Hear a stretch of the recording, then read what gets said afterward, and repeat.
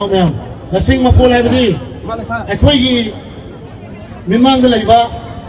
Kanino kang daba ahal naman na toro may ano pang kau to ba? Pangsat ba kanino kang daba lasing mo na tao nga mapulam na kunggon kung tao lai ba may abdo. Madumut ka na tamoy nung dalay ba? Tamoy nung dahil sini nung dalay ba asing masum mado. Tolak ka ni hay. Tolak isi. Ibadaw pakang mana may tayo puna makimit na tumtakan ni puyari ramay. Ngasi ako'y arambay sinausing kanano, kanino, kaday dagino, larik taminar po natin, nekay punak po natin, kalimta punak po natin, ito ako'y lebakin na ngasi pulis na. Masini matanggi po ngayos. Masini ako'y nagtahil ka sa payaroy, ano na sugong laba, ibadaw na pira pa matamasin ako'y asum bagita magta, ako'y horopan, kung ipanari po nakita magta ako'y kung hamsena lemin ako matawtay, ano may tayo po naman, ako'y amanama, ako'y amusin na ba, matangin na laksa sa ni ako'y mo'y ako'y na nampuda sa ibaw kung ba mo tayade ngasi ako'y ida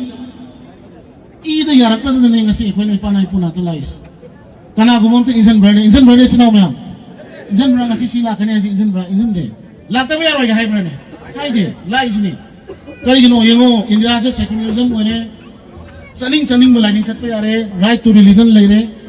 saning mo lining sat pa yaro matam sina kana gum lining khare di siyan ang nathada ka na magi lining santok na mo ne so lining kaya mo magi lining do khang na mo na so siyan thada he do ako'y may tay ipai pu ina lining sana may lining di ako'y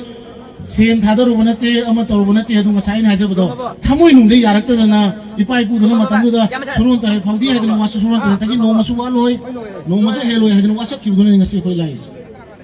aduna yam ngak pa masulai kana gumana mitop ta lining santui ako'y matam konglay hado yorok na nasi ako'y lising kan kasi di ko gipana di po natin dala kaya na ba si malin na ibang ibang po na magkakadawi Japanese si Japan na ato pa lining lako matamda live ato pa lining no na naiot ki lamdam sila di ko gipana di po natin sasabuin uot ki ni kita magtako ano na masih lagi dia koi ihan masih dah koi ipana di punata hanjal nasi masih hanjal lagi tu na koi dah ipana di punata hanjal lagi tu na koi karena gumba lining amat abo koi na tanda ba hulan ba amat tahu ya deh maram di koi sana mai lining dah koi sana mai ida lining dah karena gumba mata handa ba dah jaga hulan ba tabuk se masih koi pande dona matam kong lagi matungin ang masih di